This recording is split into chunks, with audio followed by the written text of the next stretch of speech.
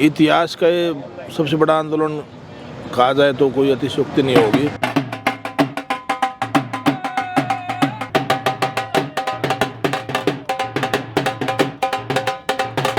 तो वो एमएसपी का सबसे बड़ा मुद्दा है। मांगे तो काफ़ी हैं बट एमएसपी सबसे बड़ी। नमस्कार, स्वागत है आपका द हिंद वॉरियर न्यूज में, जहां हम उठाते हैं आपकी आवाज सच के साथ। मैं प्रगति पांडे इस वक्त की बड़ी खबर लेकर आ रही हूं गुरुग्राम से, जहां बता दें कि आज सुबह मोदी जी के एक बयान से पूरे देश भर के किसानों में एक अलग ही उल्लास और खुशी का आगमन हो गया है। मैं बता दूं कि पूरे गुरुग्राम में जहां भी किसान आंदोलन चल रहा था वहां लोगों को खुश होते हुए, नाचते गाते हुए नजर आए हैं। आइए आपको लेकर चलते हैं कि उनका इस निर्णय पे क्या कहना है। सर, तो जैसा कि आज मोदी जी ने जो किसान आंदोलन पे जो कृषि कानून था उसके ऊपर जो निर्णय लिया है, उस पे आपका क्या कहना है और आप लोगों की आज किसानों की पूरे देश में जो किसान आंदोलन पे बैठे तो उनकी क्या प्रतिक्रिया रहेगी अब इसके बाद? ये देखो, इतिहास का ये सबसे बड़ा आंदोलन कहा जाए तो कोई अतिशयोक्ति नहीं होगी। इसमें लगभग 700 किसानों ने अपनी शहादत दी है।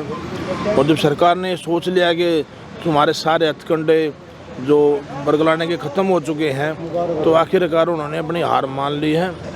चलो, हम कहते देर आए दुरुस्त आए कि उन्होंने अच्छा किया है, ये करके किसानों की जीत हुई है और सरकार ने अपनी हार मान ली। तो जैसा कि आज किसान की जीत हुई है, आज गुरु नानक जयंती भी है जैसा कि, तो ये एक सोने पे सुहागा कह लीजिए कि आज के दिन ऐसा भी कहा जा रहा है कि आज के दिन मोदी जी ने ऐसा किया, तोहफा दिया एक तरह से कह रहे लोग। तो इस पे हम ये जानना चाहते हैं कि अब ये जो किसान आंदोलन चल रहा था, क्या ये अभी जारी रहेगा या फिर अब इसे स्थगित किया जाएगा? नहीं, आंदोलन तो अभी जारी रहेगा। प्रधानमंत्री ने आज जो बयान दिया है कि तीनों काले कानून वापस होंगे, ये उन्होंने इस बात से डर कर दिया है कि कहीं उनकी सत्ता ना चली जाए, तो सत्ता खोने के डर से उन्होंने ये बयान दिया है। और अभी ये अमल नहीं हुआ। जब तक ये अमल में नहीं आ जाएंगे, ये आंदोलन जारी रहेगा।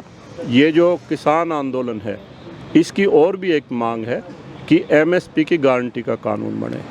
आज ये जो बयान आया है, ये जो 700 से ज़्यादा किसान शहीद हुए हैं, उन शहीदों ने किसान की, मजदूर की, गरीब आदमी की, आम आदमी की लड़ाई लड़ते हुए अपना बलिदान दिया है।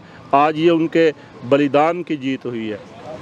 ये उन किसानों की जीत है, उन मजदूरों की, महिलाओं की, उन सभी साथियों की जीत है जो पिछले 1 साल से धरनों पर बैठे हुए हैं। दिल्ली के चारों तरफ अपने घर बार छोड़ के, अपने काम धंधे छोड़ के उन्होंने आम जनता की लड़ाई लड़ रहे हैं। ये उनकी जीत है, ये जनता की जीत है। ये जो सरकार ने आज बयान वापस, प्रधानमंत्री ने कानून वापस लेने का बयान दिया है, ये अहंकारी सरकार की आज हार हुई है। जो तानाशाही सरकार है उसकी हार हुई है। जो 700 से ज़्यादा किसानों के हत्यारी सरकार है, उसकी हार हुई है। तो सर, जैसे कि राकेश टिकैत जी का एक बयान भी अभी ट्विटर पे आया है, जहां उन्होंने कहा है कि किसानों की इसके अलावा भी कई मांगे हैं, तो वो क्या हैं? मुख्यतः एमएसपी है। सबसे जो बड़ा मुद्दा ये है कि किसान पूरे साल मेहनत करता है और उसको जो लागत का मूल्य नहीं मिलता, उनके बच्चे नहीं पढ़ पाते, पूरे दिन औरतें, किसान, सब मजदूर लगे रहते हैं खेतों में। तो वो एमएसपी का सबसे बड़ा मुद्दा है। मांगे तो काफ़ी हैं बट एमएसपी सबसे बड़ी वो है। तो यहाँ जैसे कि गुरुग्राम में भी आप लोग किसान आंदोलन चला रहे हैं, तो अब और इस पे आपका क्या कहना है या आप लोगों की क्या प्रतिक्रिया है? देखिए, जब तक किसानों की मांगों को आज प्रधानमंत्री जी ने घोषणा की है, इसके बाद ये आपका विंटर सेशन आएगा। विंटर सेशन के अंदर ये इस मुद्दे को रिपील करने के लिए कहा गया है। इसके अलावा एमएसपी को लीगल गारंटी देने की बात है, बिजली बिल 2020 की बात है, किसानों पे जो मुकदमे बना के उन्हें जेलों में डाला गया उनको वापस लेने की बात है। तो इन्होंने जो रेम्यूनरेटिव प्राइसेस की जो बात की है कि 50% हम किसानों को लाभकारी मूल्य देंगे, स्वामीनाथन आयोग को रिपोर्ट को लागू करने को लेकर ये आंदोलन शुरू हुआ था। तो ये सारे मुद्दे हैं। जो हमारा जो राष्ट्रीय नेतृत्व है वो दिल्ली में ये बैठ के फैसला करेगा कि इस आंदोलन के बारे में सरकार से बात करके वहाँ जब कोई फैसला होगा, क्योंकि उसी के नेतृत्व के अंदर हम लोग यहाँ पे संयुक्त किसान मोर्चा के गुड़गामा धरने पे बैठे हुए हैं और अपने आंदोलन को चला रहे हैं। लेकिन ये बात सही है कि इस दिशा के अंदर सरकार ने ये पहला एक सही कदम उठाया है, लेकिन अभी बहुत सारी बातें हैं जो सरकार से बैठ के तय होनी है। उसके बाद ही किसान ये डिसाइड करेगा कि उसे आगे क्या करना, क्या रणनीति बनानी है, किस प्रकार से इस आंदोलन की रूपरेखा को आगे तक ले जाना है। देखिए, आज मोदी जी ने जो ये फैसले, जो कानून जो थोपे थे किसानों के ऊपर, वो अपने अहंकार में थोपे थे और ये अहंकारी सरकार बन करके जो भी निर्णय ले करके जनता के ऊपर, आम जनता के ऊपर, किसानों के ऊपर थोपे जा रही है। आज उसको कम से कम सद्बुद्धि आने का, जो आज गुरु पर्व पर जो उनको सद्बुद्धि आई है, तो उस कारण ये इन्होंने कानून वापसी लेने का वायदा किया है, ऐलान किया है।